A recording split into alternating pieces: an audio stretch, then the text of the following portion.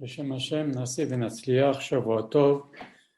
On va donner Bezat Hashem des petits enseignements de Rabbi Shua Pinto sur Shavuot et sur le don de la Torah, selon ce qui est indiqué aussi dans la Torah orale. On va s'inspirer de tout ça. Je vous rappelle comme à chaque cours que c'est avec la bénédiction du Rav que je donne ce cours et avec sa bracha. Si vous aimez le cours, n'hésitez pas à le diffuser autour de vous et diffuser le lien. Ce cours est dédié à la mémoire, à la mémoire du père de mon ami Michael Chetrit. Il s'appelle Rabbi Moshe Chetrit Ben Nissim, qui est niftar dernièrement. Et pour la guérison du docteur Petiada, mon ami Baruch Mordechai Shimon Ben Mecha. Ce cours que je vais vous donner maintenant rapidement, c'est un cours qui était prévu dimanche, mais je n'ai pas pu le donner. Donc j'invite tout le monde déjà à voir le cours que j'ai donné, qui se trouve sur ma chaîne YouTube, qui s'appelle « Comment ne pas passer à côté de Shavuot ». Là, on dit vraiment des choses essentielles. Et pour ne pas faire trop long, les choses que je vais dire maintenant, je ne les ai pas dites l'année dernière, parce que ce cours il dure déjà 1 heure, 1 heure et demie là-bas. Et on va rajouter maintenant des choses que le Rav a dit, des choses extraordinaires, Bezrat Hashem. Donc, on va commencer par une première question que Rabbi Shua Pinto a posée. Il a demandé pourquoi Moshe Rabbeinu a rajouté un jour. On dit dans tout le vendredi soir, on dit Yom HaShishi Vaychol HaShamayim, le 6e jour, la création Vaychol HaShamayim Baret, la création, le ciel et la terre a été terminée. Rashi dit sur place, c'est pas le vendredi soir. C'est pas le vendredi soir, même si on dit le vendredi soir, c'est pas le vendredi soir. Yom HaShishi, Rashi dit, c'est le Shishi de Sivan, le 6 Sivan. Le jour de Shavuot a été terminé la création de la terre. Et comme disent Chachamim sur place, le monde est en suspens jusqu'à que les Juifs disent Naaseh Nishma, quelques jours avant Matan Torah, et reçoivent la Torah le 6 Sivan. Et voilà que Moshe Rabbeinu viennent et disent non, Hachem, s'il te plaît, on décale un jour. Il a vu que les Bnei Israël n'étaient pas prêtes. On décale un jour au 7 Sivan. Et Akash Baruch Hu a accepté. Mais c'est extraordinaire quand même, parce que Akash Baruch Hu, il a dit une chose. Moshe Rabbeinu, il vient. Chachamim nous disent que 3 choses Moshe Rabbeinu, et concerne d'ailleurs Shavuot, 3 choses Moshe Rabbeinu a décidé sans demander à Akash Baruch Hu, et Akash Baruch Hu lui a dit tu as bien fait. C'est quoi? C'est décaler le jour de Matan Torah, se séparer de sa femme, bon ça n'a rien à voir avec Shavuot, et briser les luchot. Les 3 choses, Akadosh Baruch Hu lui a dit tu as bien fait. Donc voilà que Moshe Rabbeinu il décale alors que le monde est en suspens jusqu'au 6e jour. Et finalement, le monde il reste comme ça du 6e jour au 7e jour. Akadosh Baruch Hu il a dit il attend. Le monde a été terminé et au jour où on doit recevoir la Torah. Et Moshe Rabbeinu il vient il décale. Et Akadosh Baruch Hu il accepte. Mieux que ça, on va voir, on lit dans Sefer Dvarim que les Bnei Israël ils sont venus voir Moshe. Ils lui ont dit Moshe, s'il te plaît, arrête. Demande à Akash Baruch Hu d'arrêter. Il nous a donné déjà les 2 premiers commandements. Ça ne s'est pas fait en 5 minutes, les 10 commandements. Ça a pris une journée, ça a pris des heures. Au bout des 2 premiers commandements, les Bnei Israël sont venus chez Moshe Rabbeinu. Ils lui ont dit, s'il te plaît, parle avec Akash Baruch Hu, qu'il te parle à toi. Nous, on va voir la scène et toi, tu nous diras les commandements à partir du numéro 3 jusqu'au numéro 10. Et Akash Baruch Hu, il a dit, c'est très bien. Alvaï que les Bnei Israël, ils me craignent comme ça tout le temps. Mais Akash Baruch Hu aurait pu dire autrement, il aurait pu dire, mais c'est les 10 commandements, je vais le dire moi, etc. Non, Akash Baruch Hu, il accepte que ça passe par Moshe. Les 2 questions sont liées. Pourquoi on passe du 6 au 7, Hachem accepte? Pourquoi Hachem accepte aussi que ce soit lui Moshe Rabbeinu, qui donne les commandements du 3 au numéro 10? En vérité, et c'est bizarre, parce que si Hachem a dit le 6, ça doit se donner le 6. Var Hachem, Kayam Leolam, la parole d'Hachem, elle est éternelle, on ne peut pas comme ça changer. Alors, il faut comprendre une chose, que déjà, ça a été donné le 6 et le 7. Je vais vous expliquer pourquoi. Parce qu'en vérité, pourquoi les Bnei Israël ne se sont pas réveillés cette nuit-là et que nous, on fait la réparation de cela en étudiant la nuit de Shavuot? Parce qu'Akash Baruch Hu a fait que la nuit entre le 6 et le 7, il n'a pas fait nuit. Comme ça dit le Midrash. Et donc, en vérité, c'est vrai qu'on a reçu le 7, on a eu 24 heures de plus pour se préparer. Moshe Rabbeinu avait ses raisons, je ne veux pas en parler ici, mais en vérité, c'était en même temps le 6, puisqu'il n'y a pas eu de nuit au milieu. Et comme les Juifs étaient fatigués, parce qu'il n'y avait pas de nuit, ils se sont été se coucher beaucoup trop tard. Et quand Hachem a voulu donner la Torah, les Juifs étaient en train de dormir. Et donc, c'est en même temps le 6, en même temps le 7. Et Akadosh Baruch Hu, il a accepté que ce soit le 7. Akadosh Baruch Hu, il a accepté que ce soit Moshe Rabbeinu qui donne les autres commandements. Et pourquoi? Et bien, voilà ce que dit le Rav. Il dit quelque chose d'extraordinaire. Il dit que en fait, et la Torah raconte encore autre chose. Elle nous dit que il y avait le son du chauffard au moment de Matan Torah qui allait de plus en plus fort. Qu'est-ce qu'on a besoin de nous raconter tout ça? Qu'est-ce qu'on a besoin? Quel rapport? Tout ça, c'est lié. C'est quoi le point commun? C'est que Akadosh Baruch Hu, il a voulu montrer que les Chachamim, pourquoi Akadosh Baruch Hu acceptait tout ça? Parce qu'Akadosh Baruch Hu, il a voulu montrer que les Chachamim ont un pouvoir énorme. Et donc, c'est pour ça qu'Akadosh Baruch Hu, il a accepté que Moshe Rabbeinu, il change même si Vaïchul HaShamayim, c'est le 6, Akadosh Baruch Hu, il a accepté que Moshe Rabbeinu, il décale au 7, pour montrer que les Chachamim, ils ont une force. Et Akadosh Baruch Hu, il a accepté que Moshe Rabbeinu, il dise les commandements du 3 au numéro 10, pour montrer que les Chachamim, ils ont une force. Et il leur donne la force. Et Akadosh Baruch Hu, et c'est quoi cette histoire de chauffard? C'est qui le premier qui a écouté les Chachamim de toute l'histoire juive? C'est Yitzhak. Et on dit que le bélier, la corne de chauffard qui a sonné pendant Matan Torah, c'était la corne du bélier que Abraham Avinu a utilisé en remplacement de Yitzhak. Une fois qu'Akadosh Baruch Hu lui a dit ok, arrête tout de suite, il a pris le bélier et donc une corne va servir à Matan Torah et l'autre pour faire le chauffard. Et une deuxième corne va servir, c'est la Tekab et Shofar Gadol et Charotenu, c'est la voix du chauffard qu'on va entendre avant que Mashiach va venir. Et donc, c'est quoi cette histoire-là? C'est que le premier qui a entendu une mitzvah de Rabbanan, de Chachamim, c'est Yitzhak. Pourquoi? Parce qu'Hachem, il a dit à Abraham, tu sais, Abraham, toute ta vie, tu as lutté contre les sacrifices humains, maintenant je t'ordonne, tu vas sacrifier ton fils. Alors Abraham, ok, c'est dur, hein, mais il a entendu d'Hachem. Mais Yitzhak n'a pas entendu d'Hachem, il a entendu de qui? D'Abraham. Abraham, il vient, lui dit, Hachem m'a dit que. Il aurait pu dire, moi je n'ai pas entendu, il n'a qu'à venir me parler. Non, il a écouté la personne qui représente Akadosh Baruch Hu sur terre. Ce sont les Chachamim. Il a écouté son père. Et donc, c'est ça cette histoire de chauffard qui a sonné. C'est pour nous dire que Moshe Rabbeinu, il a pris son kohar de Yitzhak Avinu, qui a écouté son père. Il n'a pas écouté directement Hachem, et malgré cela, il était prêt à se faire sacrifier. Et donc, toute cette histoire-là, c'était pour que Akadosh Baruch Hu nous montre qu'il laisse une grande place aux Chachamim. La place à Moshe Rabbeinu, aux Chacham de la génération, de décaler même Matan Torah du 6e jour au 7e jour, de dire les 8 derniers 10 commandements. Et ça, il a pris cette force de quoi? Du chauffard, du bélier, de la Kedat Yitzhak, qui lui-même a écouté par son père et pas directement par Akadosh Baruch Hu. Et ça, c'est un grand yesod, la force de décision des rabbanim pour toutes les générations, et ça vient de Matan Torah. Et Moshe Rabbeinu, elle a voulu que ce soit comme ça. Voilà. Maintenant, il faut savoir quand même que il y a eu des conséquences. C'est-à-dire que Akadosh Baruch Hu a voulu le 6. 40 jours après le 6, c'est le 16 Tammuz.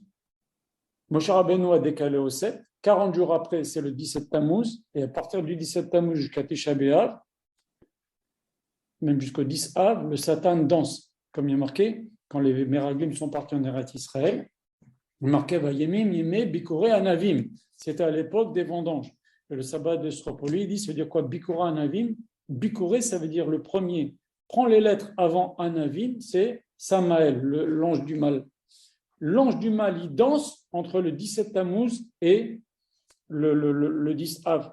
Et Moshe Rabbeinu, en décalant du 6 au 7, il s'est retrouvé à descendre du mont Sinaï. Au lieu de descendre du mont Sinaï le 16, il est descendu du mont Sinaï le 17. Le Satan avait déjà commencé à danser et il a fait faire le veau d'or en Israël, à quelques heures près. Donc c'était un décalage, ok, qui montre la force des Chachamim, ok, mais il y a eu des conséquences. Dès qu'on bouge, même avec les meilleurs prétextes du monde, dès qu'on bouge la parole d'Hachem, il y a des conséquences. Et ça aussi, il faut le savoir. Maintenant, à ce sujet-là, le Khatam Sofer dit une chose extraordinaire. Il dit que normalement, on n'aurait jamais dû faire Matan Torah, on n'aurait jamais dû faire Yom Tov Sheni à Shavuot. Pourquoi? Parce que je veux bien qu'on fasse, on va faire Yom Tov Sheni à cause de ce fameux doute, quand est-ce va être Rosh Chodesh à l'époque. Et donc, comme on fait comme 2 jours de Rosh Hashanah, etc., on fixe 2 jours à Pessah. Okay, mais Shavuot dépend de Pessah. Si tu sais quand c'est Pessah, au moment de Shavuot, on sait quand est-ce que c'est Rosh Chodesh Nissan, même les gens qui habitaient loin d'Eretz Israël à l'époque. Donc, il n'y avait pas besoin de faire ce jour-là de Safek.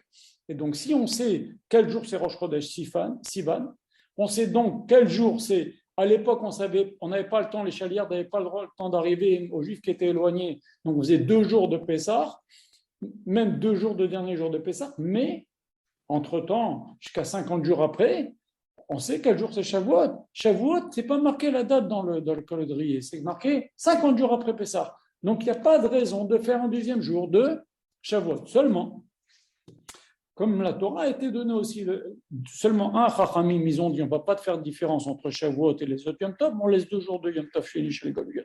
Et plus que ça, il y a une raison supplémentaire de faire Yom Tov Sheni chez les Galuyot à Shavuot, puisqu'en vérité, on a reçu la Torah le 7 Sivan, le Yom Tov Sheni chez les Galuyot. Voilà. Ça, c'était une chose déjà que le Rav a dit. Ensuite, une question. Pourquoi la mitzvah de l'étude de la Torah n'est pas indiquée dans les 10 commandements? Pourquoi les Chachamim aussi ont fixé que l'on dise tous les matins Va Ravna Hashem Elokeinu et Diva Torah Befinu Hashem rend agréable pour nous l'étude de la Torah. Pourquoi ce n'est pas fixé dans le Seder de la Tfila? Hashem rend agréable pour nous de faire la prière, de donner la tzedaka. Hashem rend agréable pour nous de respecter mes parents, de donner la tzedaka. Hashem rend agréable pour nous de respecter mon mari ou ma femme. Pourquoi Chachamim ont institué dans l'ordre de la prière le matin Hashem rend agréable l'étude de la Torah? Eh bien, tout simplement parce que, et aussi quand on prie là-dessus, on dit Hashem rend agréable l'étude de la Torah, il faut penser à nous et à nos enfants. Venir à Narnou Vetzetsaïnou, c'est marqué dans Mishabora. Il faut prier pour nos enfants à ce moment-là, qui deviennent des Torah. Mais il y a une prière spéciale à Hashem rend agréable. Et pourquoi? Parce que l'étude de la Torah, elle peut se faire de façon intense et de façon continue que s'il y a un certain plaisir.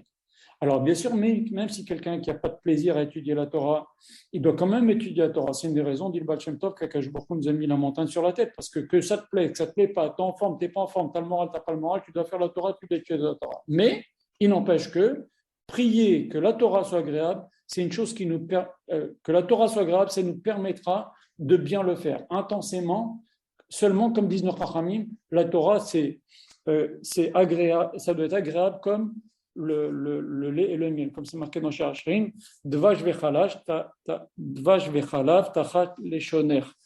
Et donc, même quand quelqu'un qui est d'Oresh, quelqu'un qui donne des cours, il doit donner des cours de Torah qui doivent être doux comme le lait et le miel. Et donc, c'est pour ça que Chachamim ont institué d'Avka pour l'étude de la Torah, cette fila-là. Alors maintenant, au niveau, pourquoi l'étude de la Torah, ce n'est pas dans les 10 commandements? Il y a plein de mitzvot qu'on voit dans les 10 commandements, par exemple, Kivud Avayim, Shabbat, c'est répété dans d'autres endroits de la Torah. Pourquoi Hachem les a mis dans les 10 commandements? Pour leur donner une importance particulière. Et maintenant, si Hachem avait mis dans les 10 commandements la mitzvah de l'étude de la Torah, qui elle-même vaut à elle seule plus que toutes les mitzvot, on met les 612 mitzvot d'un côté, l'étude de la Torah pèse plus. Alors, il fallait la mettre dans les commandements. Pourquoi Hachem ne l'a pas mise? Pourquoi? Parce que s'il la mettait là-dedans, et on faisait bitul Torah, on n'étudiait pas la Torah comme il faut, ça donnait une gravité encore plus au bitul Torah. Donc c'est pour ça Hachem ne l'a pas mis, c'est pour nous faire un précepte qu'il ne l'a pas mis. Voilà. Maintenant, je m'excuse, je vais un petit peu vite. Deuxième chose, une des choses aussi, encore une chose que le Rav a évoqué une fois. Il a dit que, la Gemara a dit que Rav Yosef a dit, s'il n'y avait pas le jour de Shavuot, Kama Yosef a été Bishka. Combien il y aurait eu de Yosef dans la rue? J'aurais été un Yosef normal, un Yosef commun. Alors c'est vrai, s'il n'y avait pas le don de la Torah, n'importe quel juif serait un juif il ressemblera à un non-juif. Si un juif ne fait pas la Torah, il ressemble à un non-juif. Un juif qui n'apprend pas la Torah aussi. Il faut apprendre la Torah si on veut avancer. Alors, il dit, s'il n'y avait pas ce jour de Shavuot, je serais comme un Yosef normal, un Yosef commun. D'accord?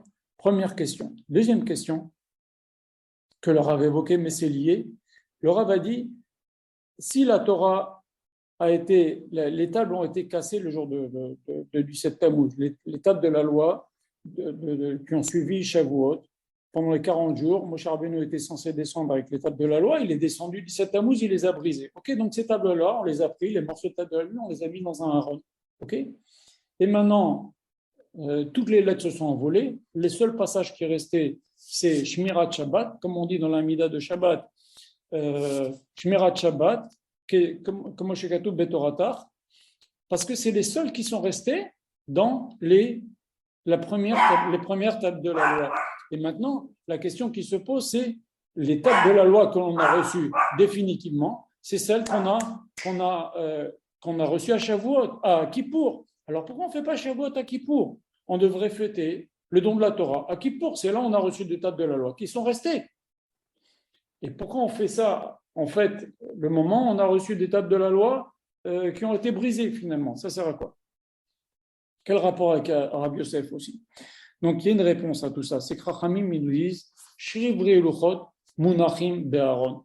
Les tables de la loi brisées ont été mis dans un aron. Et en vérité, qu'est-ce que ça veut nous dire tout ça? Quand un Talmid Chacham maintenant, il a Dieu préserve, il y a des Talmidei Chachamim qui ont oublié toute leur Torah. Ils sont devenus séniles, ils sont devenus vieux, ils ont eu Alzheimer. Il y a eu des cas comme ça.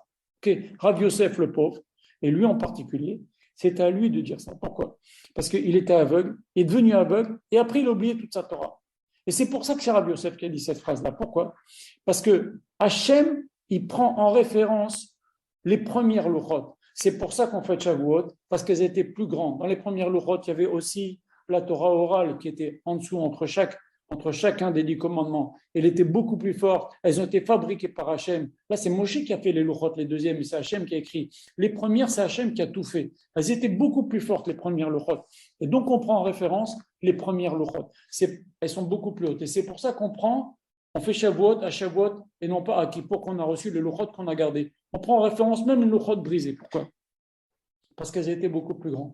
Et maintenant, lui, Rav Yosef, qui a tout perdu, il dit heureusement qu'il y a eu ce jour de Shavuot, qu'Hachem il prend en référence le jour où on a reçu les louchot, même si elles sont brisées, parce qu'elles étaient plus élevées. Alors, Akadosh Baruch Hu prend en référence le moment où moi, je n'avais pas encore oublié ma Torah, le moment où je me rappelais de tout. C'est pour ça qu'il disait ça, Rav Yosef. Voilà.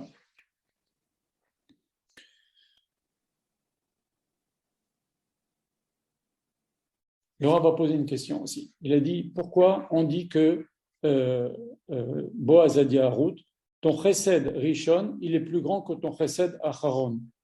Chesed Acharon, non, tu as un grand truc avec ton chesed Rishon et ton chesed Acharon, ton premier chesed, ton dernier chesed. Alors, dernier chesed, elle a bien voulu quitter, suivre Naomi, se mettre dans le judaïsme et vouloir faire le yiboum pour donner une continuité à son premier mari. Mais maintenant, c'est quoi le chesed Rishon? Il y a plusieurs explications. Laura va donner une explication de génie.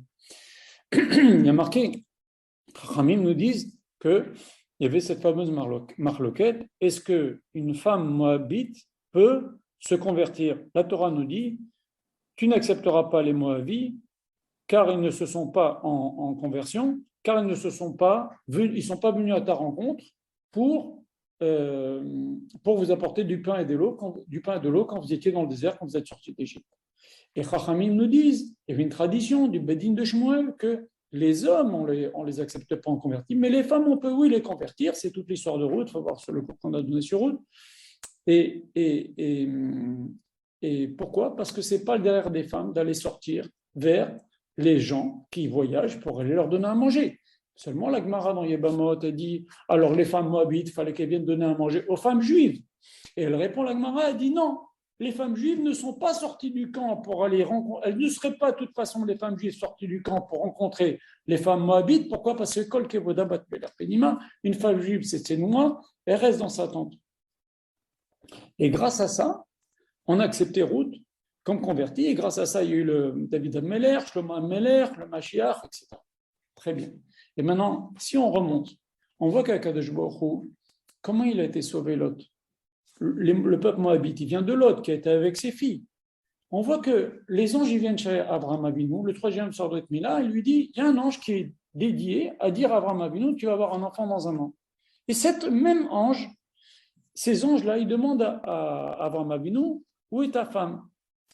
Et ce même ange, Akadosh Baruch Hu va lui donner une deuxième mission d'aller sauver l'autre. Mais c'est étrange parce qu'Akadosh Baruch Hu, il a des milliards d'anges dans le ciel. Il y a des anges grands dans le ciel, dit le Rambam, aussi grands que d'ici jusqu'au soleil. Des anges comme ça. Alors il lui manque des anges, il a des milliers, des petits, des grands, il a des milliers d'anges Akadosh Baruch Hu. Alors, pourquoi le même ange, Akash Baruch Hu donne deux fonctions? D'abord, une fonction d'annoncer que Sarah va avoir un enfant, et après, il donne une fonction d'aller sauver l'autre. Parce qu'à un moment donné, les anges ont dit à Abraham, ils ont dit, où est Sarah?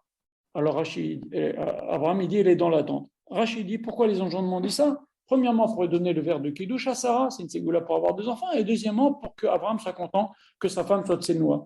Mais justement, on voit de cette histoire-là que Sarah est Tsenoua, ça nous apprend que Kol Bat Meler, Kol Kevoda Bat Meler Pinima, les femmes de toute façon, elles ne sortent pas. Et on apprend ça de qui? De Sarah. Et c'est pour ça que comme Sarah n'est pas sortie, alors on peut sauver Lot, de qui va descendre Moab, et on peut sauver les Moabites. Vous comprenez? C'est lié. On peut sauver les Moabites, et des Moabites va sortir David Amelech et le Machar. Donc en vérité, c'est quoi le Chesed Rishon? C'est le Chesed Rishon que Sarah, elle était très tsinouma, et grâce à elle, on a sauvé Lot, on a sauvé Ruth, on a sauvé David, on a sauvé Shlomo, on a sauvé le Mashiach. C'est ça le Chesed Rishon. Ça va très très loin. Et voilà pourquoi c'était le même ange. Parce que cet ange-là, quand Sarah, elle a dit, je sors pas, Abraham a dit, Sarah, elle sort pas, elle est de moi, il a donné ce kohar à cet ange-là d'aller sauver Lot. Et Hachem lui a donné une nouvelle mission, pas un nouvel ange. Maintenant, il faut savoir aussi, entre parenthèses, que cette guerre-là, c'est pour ça qu'Abraham Avinu, il a fait une guerre énorme pour sauver Lot. Pourquoi? Parce que Lot, il avait en lui le Mashiach, avec ses filles, il avait en lui le Mashiach, David Amelech, le Mashiach, Ruth et tout ça. On appelle donc aujourd'hui c'est Rosh Chodesh Sivan, le 2 Sivan s'appelle Yom HaMeyuchas. Pourquoi? Parce que c'est le jour où Akash Baruch Hu va nous dire Veitem ni Segula, Kili Kol Haaretz, Veitem ni Goy Kadosh, Mamlechet Kohanim. Vous serez un peuple, un trésor, car la terre m'appartient, vous serez un peuple saint, une royauté de Kohanim. Alors on va voir ce que ça veut dire. Mais en tous les cas, Chachamim vient nous dire, ce jour-là, Akash Baruch Hu nous appelait le peuple juif. Très bien. Alors, c'est pour ça que ça s'appelle le Yom HaMeyuchas, le jour où on a eu un Yirus, on a eu un arbre généalogique de peuple particulier. Alors, qu'est-ce que ça veut dire Mamlechet Kohanim Goy Kadosh. Alors, Am Segula, c'est un peuple particulier, un peuple choisi, un peuple, un trésor, un peuple chéri. Ok? Maintenant, Goy Kadosh, un peuple saint. Ok? Mamlechet Kohanim, Rachid dit, Mamlechet Kohanim, ça ne colle pas.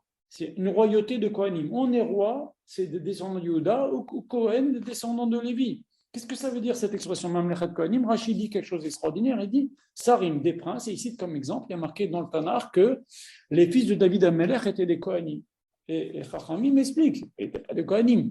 Ils étaient des Sarim, ils étaient des princes. Donc les Kohanim, ça veut dire aussi des fois des prêtres, mais ça veut dire aussi des princes. Ça, c'est ce que dit Rachid. Le Rambam, sur ce verset de Mamlechet Kohanim, il dit Meshartim, on est des serviteurs, on est les serviteurs attitrés d'Akadosh Baruch Hu. Et c'est ça, on doit être la référence pour tous les peuples du monde entier. D'accord? Et Baal Tourim, il dit quelque chose d'incroyable, il dit que normalement, s'il n'y avait pas eu le veau d'or, on aurait tous dû être des Kohen Gadol. Donc en fait, le peuple juif, il doit être la représentation, il doit être la référence pour tous les peuples du monde. C'est ça que ça veut dire. Okay? Donc, mais c'est aussi une exigence. Akash Baruch Hu nous donne la Torah à condition de. Alors, c'est sûr qu'il a promis de ne pas nous échanger, mais Akash Baruch Hu, voilà ce qu'il attend de nous. Vitam Kedoshim. Voilà. Et donc, quand on a dit Naseh Benishma, Akash Baruch Hu nous a donné des couronnes, on les a perdues quand on a fait le veau d'or. Et c'est Moshe Rabbeinu qui les a récupérés, c'est pour ça que son visage brille. Très bien. Maintenant, Chachamim nous disent, et c'est la fameuse question, pourquoi on dit dans la Gada de Pessah, si on s'était approché du mont Sinaï, sans qu'Akash Baruch Hu nous donne la Torah, d'Ayenu. Quel sens de s'approcher du mont Sinaï? Si Akash Baruch Hu nous dit de s'approcher du mont Sinaï, si on ne reçoit pas la Torah? Oui, ça suffit. Pourquoi? Parce que quand on s'approchait du mont Sinaï, Akash Baruch Hu nous a dit Goy Kadosh, Mamlechet Kohanim, Am Segula, Yom HaMeyuchas, peuple juif, référence du monde entier. Déjà, c'est une chose. Okay. Ensuite, quand les Juifs ont entendu les 2 premiers des 10 commandements, regardez le Korban sur Shavuot, vous le savez, l'âme des Juifs est sortie, dit la Gemara, et que il leur a rendu une âme, mais plus proche, plus pure, et il leur a enlevé la faute du serpent, on était redevenus immortels. Et donc, même sans recevoir la Torah, au moment où on était au mont Sinaï, on a reçu les 2 premiers des 10 commandements, d'Ayenu, parce qu'on était devenu déjà Goy Kadosh, Mamlechet Kohanim, avec une âme très pure. Et Chachamim, ils vont beaucoup plus loin. Ça veut dire quoi ce Mamlechet Kohanim, Goy Kadosh? C'est que normalement, les hommes juifs ne devaient jamais être Balkéri, jamais avoir d'impureté nocturne. Et aussi, normalement, les juifs, normalement, ils étaient censés ne pas mourir. Et maintenant, il nous reste quand même quelque chose de cette âme-là, même si Akash Baruch Hu nous a enlevé les courants de Nas, ils nous ont envoyé des anges pour enlever les courants de Nas et Benishma, il nous reste quand même des choses de cette âme pure qu'Akash Baruch Hu nous a donné, nous a remplacé une fois que notre âme est partie après les deux premiers commandements. Il nous reste quelque chose. Il nous reste quoi? Que par exemple, la neshama d'un juif, elle est très très pure. Elle est très très pure. Regardez le cours de sur route, c'est ça qu'on dit Magan Abraham. Il y a toujours cette étincelle là. Et donc aussi, chez les tzadikim qui ont bien fait la Torah, leur corps ne s'abîme pas dans la tombe. Et ça, c'est unique dans le peuple juif. Et Akash Baruch Hu, il nous dit quoi? Il nous dit, vous serez un peuple Ségoula, un Ségoula qui l'ikol haaretz, car toute la terre m'appartient. Et ça, Akash Baruch Hu, il veut nous donner une leçon.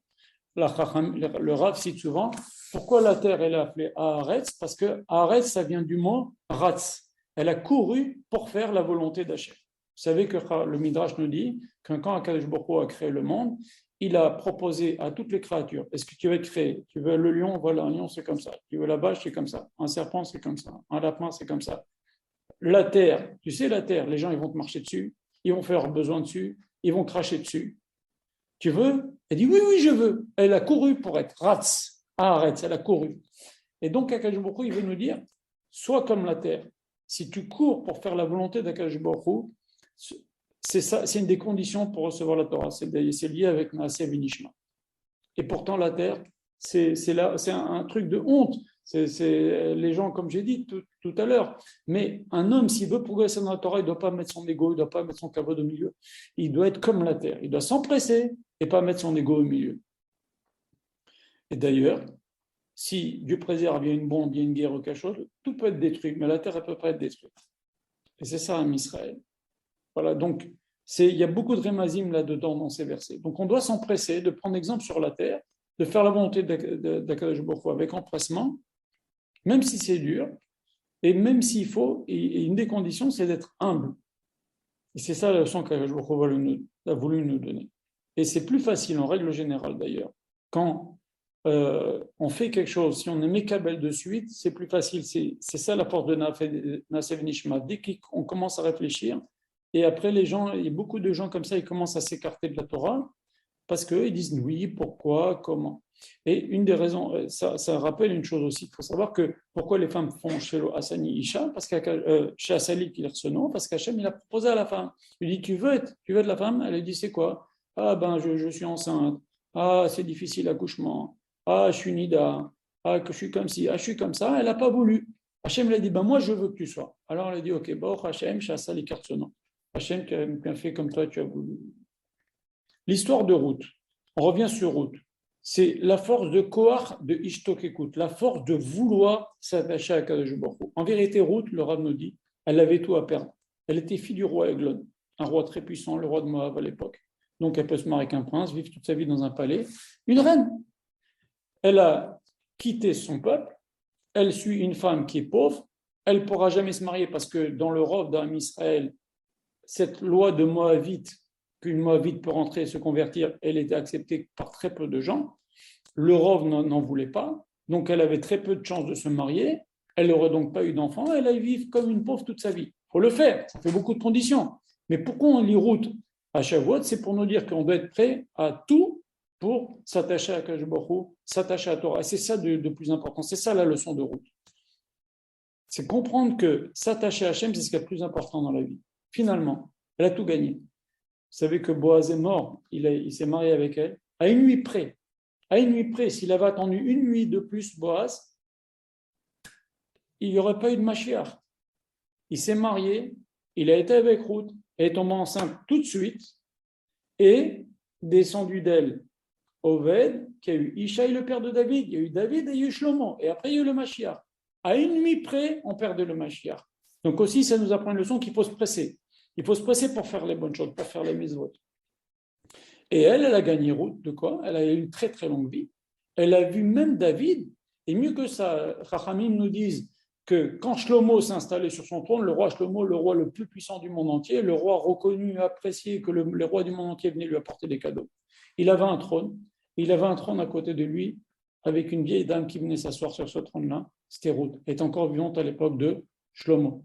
Et ça, même Mashiach va descendre d'elle. Ça, c'est extraordinaire. Et maintenant, son père, Eglon, comment il va descendre de lui David Ameller, Shlomo et le Mashiach? Par quel mérite? Parce qu'un jour, Eglon, un prophète, un juif prophète est venu lui dire quelque chose au nom d'Hachem. Dès qu'il a entendu le nom d'Hachem, il s'est levé. Hachem a dit, tu me fais du kavod, tu te lèves quand on prononce mon nom, je te donnerai un descendant qui va éclairer le monde, David Ameller, Shlomo Ameller et même le Mashiach. Voilà. Aussi une chose que le Rav répète souvent, il y a marqué Moshe Shapir Kahamar. C'est-à-dire, Moshe Shapir Kahamar, c'est-à-dire Moshe, ce qu'il a dit, c'est bien, mais ça va beaucoup plus loin. Ce que Moshe dit, c'est éternel. Ça, il faut le savoir une bonne fois pour toutes. Et tout ce que les Chachamim nous disent, que tout ce que les Chachamim, tous les livres de Torah que l'on a, qui ont été écrits de toutes les générations et qui vont être écrits dans toutes les générations, tous ces chidushim-là, tous ces nouveaux enseignements, tout ce qui est écrit, ça a été déjà transmis à Moshe Rabbeinu au Mont Sinaï. Sinon, on n'aurait pas la possibilité de l'écrire par nous-mêmes. C'est que Moshe Rabbeinu il a reçu et il a oublié. Chachamim nous disent que Moshe Rabbeinu, pendant 40 jours, Akadosh Baruch Hu lui a pris la Torah, il les faisait oublier chaque soir. Je t'apprends le lendemain, t'oublies. Le lendemain, t'oublies. Et Hachem, à la fin, il a donné la Torah en cadeau. C'est ce que disent Chachamim, ils disent Yagato Matzata Ta'amin. C'est-à-dire que la Torah, c'est toujours un guédère de Metsias, un guédère un cadeau d'Hachem. Un cadeau d'Hachem, même si quelqu'un l'étudie, c'est un cadeau d'Hachem. Parce que des fois, il y a des choses, Chachamim aussi nous disent, que des fois, tu te fatigues pour comprendre un sujet de Torah, tu as du mal. Mais grâce à cette fatigue-là, Akadosh Baruch Hu te donne Yagata ou Matzata, tu vas la trouver en cadeau dans un autre sujet de Torah, où tout le monde se casse les dents, toi tu vas le trouver facilement. Pourquoi? Parce que tu as travaillé là et te le donne un cadeau comme ça. C'est marqué aussi dans le Sefer Bamidbar que du Mont Sinaï, on a été à Matana, c'est Meroumas comme ça, que quand quelqu'un il se casse la tête, Akadosh Baruch Hu lui donne la Torah en Matana. Et donc Moshe Shapir Kahama, c'est tous les enseignements, ils sont passés par Moshe Rabbeinu. Forcément, tous les enseignements qui ont été écrits, qui ont été écrits dans toutes les générations, ils sont passés par Moshe Rabbeinu. Et pourquoi il fallait que ça se fasse comme ça? D'abord parce que Moshe Rabbeinu est le transmetteur de toute la Torah. Et en plus de ça, Chachamim nous disent que c'est comme l'enfant dans le ventre de sa mère. Pourquoi l'enfant dans le ventre de sa mère, il apprend la Torah? Parce que s'il apprend dans le ventre de sa mère la Torah, après il oublie bien sûr quand il est né, ça va être plus facile pour lui d'apprendre après quand il sera en âge d'apprendre la Torah. Et bien c'est pareil. Si Moshe Rabbeinu n'avait pas appris la Torah, par Hachem, nous on ne pourrait pas trouver ces chidushim-là aujourd'hui. Pourquoi les Melakta à Shavuot? Je m'excuse, je vais un peu vite, mais j'ai des raisons. Moshe Rabbeinu allait recevoir la Torah le 7 Sivan, n'est-ce pas? Et il est né, ou le 6 Sivan ou le 7 Sivan, en tous les cas, lui, il est né le 7 Adar. La Torah nous précise, au bout de 3 mois, sa mère l'a mis dans le Nil. Et Moshe Rabbeinu, la Torah nous raconte qu'il n'a pas voulu boire du lait d'une égyptienne, d'une non-juive. Eh bien, c'est parce que Moshe Rabbeinu, sa bouche qui allait parler avec la Shekhinah, il s'est dit, c'est pas possible que je bois du lait d'une non-juive. En se rappelant ça, nous prenons des mets lactés à Shavuot. C'est une des explications. Le Khatam Sofer, le Rav va citer une autre explication du Khatam Sofer qui dit la chose suivante. Vous savez que comment on nourrit notre âme? Pourquoi quelqu'un qui meurt, qui ne mange pas, son âme le quitte? L'âme, elle ne vit pas avec la nourriture. L'âme ne vit pas avec la nourriture. Alors pourquoi quelqu'un qui ne mange pas, son âme le quitte? C'est parce que l'âme, oui, elle se nourrit avec la nourriture. Pourquoi il y a marqué qu'un homme il dit Baruch ata Hashem, Motzipi Hashem, il vivra. Lo alechem levado, qu'al Motzipi Hashem, en disant Baruch ata Hashem, tu fais vivre ta neshama, tu fais sortir des étincelles de Gdusha. La volonté d'Hachem qui existe il y a une volonté d'Hachem que ce jus de cette eau, elle existe. Eh bien, cette volonté d'Hachem, ça s'appelle des nitzotzot hakodesh, des étincelles de Kedusha. Et quand je fais la bracha, je fais sortir ces étincelles de Kedusha et je nourris ma neshama. Et si on ne nourrit pas, eh ben, la neshama aussi, elle manque de nitzotzot. Très bien, maintenant, les Juifs, avant Noir, pourquoi on n'avait pas besoin de manger de la viande avant Noir? Il y a 1000 explications, mais une des explications, c'est que en prenant le lait, simplement en prenant le lait, on arrive à sortir les étincelles de Gdusha qu'il y avait dans cet animal-là. Et maintenant, après l'histoire de Noir, il a fallu qu'on mange de la viande pour sortir ces étincelles. Mais au moment de Matan Torah, Akadosh Baruch Hu nous a rendus tellement purs qu'on revenait au stade d'avant et on arrivait maintenant à sortir les netzutzot de Kedusha de cet animal-là en buvant seulement le lait sans manger la viande. C'est pour ça aussi qu'on prend les mélates. C'est ce qu'avait dit le Khatam Sofer. Dernière petite chose sur laquelle je veux insister et que le Rav répète souvent. Les Israël, ils ont dit à Moshe Rabbeinu a dit à Hachem, tu sais, les Juifs, ils m'ont dit, retenez-nous l'irot et malkenu. On veut voir notre roi. On a vu à Akadosh Baruch Hu Matan Torah. On veut le voir maintenant encore de nouveau, au moment de la traversée de la mer, on veut le voir de nouveau. Akadosh Baruch Hu répond, il dit, attention Moshe, toi tu vas avoir une place. Aaron, il va avoir une place un peu plus bas, dans le mont Sinaï. Les fils d'Aaron un peu plus bas, les 70 anciens un peu plus bas, et le peuple, les hommes d'un côté, les femmes de l'autre. Akadosh Baruch Hu, il a attribué à chacun une femme, une place au moment de Matan Torah. Et pourquoi ? Pourquoi c'est très important ? Parce qu'Akadosh Baruch Hu, il dit très bien, vous avez très envie de me voir, très bien. Comprenez une bonne chose, il faut qu'il y ait des limites. Si vous ne fixez pas des limites dans la vie et dans les places de chacun, dans la position de chacun, ça n'ira pas. Regardez Nadav et Avihu, ils étaient tellement contents, ils aimaient tellement Akadosh Baruch Hu, ils ont dit tiens, on va inventer un nouveau korban, ils ont apporté un feu, une kétorette que Hachem n'avait pas ordonné. Et bien voilà, ils en sont morts. S'il n'y a pas de limite, on se brûle.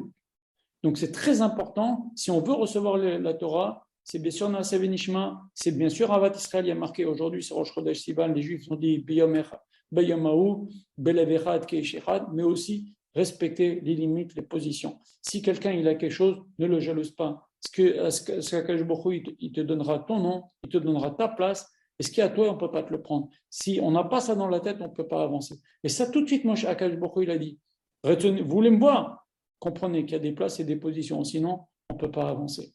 Voilà. Et c'est pareil, quand on a un Rav Chachamim, ils nous disent attention, quand vous allez fréquenter les Chachamim, de ne pas vous brûler. Il ne faut pas trop s'approcher. Voilà. Donc on a appris dans ce cours. Pour résumer, je m'excuse, j'étais un peu rapide. Que Moshe Rabbeinu a rajouté un jour. Et Akadosh Baruch Hu a accepté que Moshe Rabbeinu transmette les 8 derniers commandements. Pourquoi ? Pour montrer la force de décision des Chachamim, que Akadosh Baruch Hu leur donne cette force. Les Chachamim, ils peuvent dire on ne sonne pas du shofar à Rosh Hashanah qui tombe Shabbat. On ne prend pas le lulav, le premier jour qui est de la Torah, le premier jour de Sukkot, on ne le prend pas si ça tombe Shabbat, etc. Ils ne peuvent pas nous faire des interdits, mais ils peuvent nous enlever des mitzvot positives. Si le juge nécessaire. Hachem a montré, en acceptant tout ça, en acceptant de décaler, malgré que c'était Yom HaShishi, etc., que Akadosh Baruch Hu a voulu montrer que pour toutes les générations, Akadosh Baruch Hu donne au Chachamim un pouvoir énorme. Ok, ça c'est très très important. Voilà. Ensuite, on a appris que la Torah, elle ne peut pas se faire convenablement et intensément si ce n'est pas doux comme le lait et le miel. C'est pour ça que les Chachamim ont institué dans le Seder de la Tfila, Va'arevna Hashem Likunu, rend agréable, et pas sur une autre mitzvah, c'est sur le limoud de la Torah en particulier. On a appris aussi qu'Akadosh Baruch Hu, il a fait un chesed de ne pas avoir mis les 10 commandements, dans les 10 commandements, la mitzvah de Talmud Torah, même si c'est la plus grande de toutes les mitzvot, c'est mieux pour nous. On a appris aussi pourquoi on ne fait pas le don de la Torah à Kippour. C'est à Kippour qu'on a reçu les louchot normales, celles qu'on a reçues de Shavuot, elles ont été brisées. Pourquoi Rav Yitzhak et Rav Yosef, il disait, heureusement qu'Hachem, il apprend en référence Shavuot, parce que même quand quelqu'un il oublie la Torah, Hachem, il prend en référence quand il connaissait bien, même s'il tombe malade, il oublie. On a appris que Sarah Imanou, par cette sniout, elle a sauvé Lot, elle a sauvé David, elle a sauvé le Mashiach.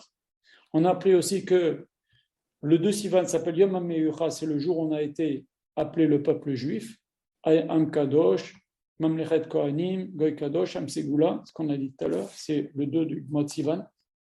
Entre parenthèses, le Shabbat qui précède Shavuot s'appelle Shabbat Derech Eretz, puisque Derech Eretz Kadma la Torah, bon, ça va faire l'objet d'un cours. Ensuite, durant les 2 premiers des 10 commandements, Akadosh Baruch Hu nous a remplacé notre âme par une âme plus pure. Et il reste quelque chose de cette âme-là. C'est pour ça que dans la Gadat Pesach, il y a marqué, si Akadosh Baruch Hu, c'est une des raisons, nous avait amené devant le mont Sinaï sans nous donner la Torah d'Ayenu, et on doit prendre exemple de la volonté de route pour faire la volonté de la terre, l'exemple de la terre pour faire la volonté d'Akadosh Baruch Hu avec empressement, même si c'est dur et même si on doit être humble pour progresser.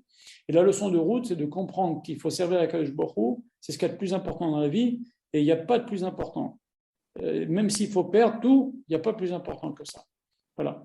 Et on a donné 2 raisons pour les mets lactés, je ne vais pas les redire maintenant. Et soit dit en passant, le Rav conseille, pour nous en tous les cas, juifs d'Afrique du Nord, c'est bien on a de faire le matin en revenant de la veillée, on fait un kiddush suffisamment longtemps avant les séoudotes. Le matin, on prend un petit plat lacté, un gâteau au fromage, un yaourt, voilà. Et comme ça, parce que les séoudotes de Yom Tov, il faut les faire avec Bassar Veyaïn et Motzi, etc. Voilà.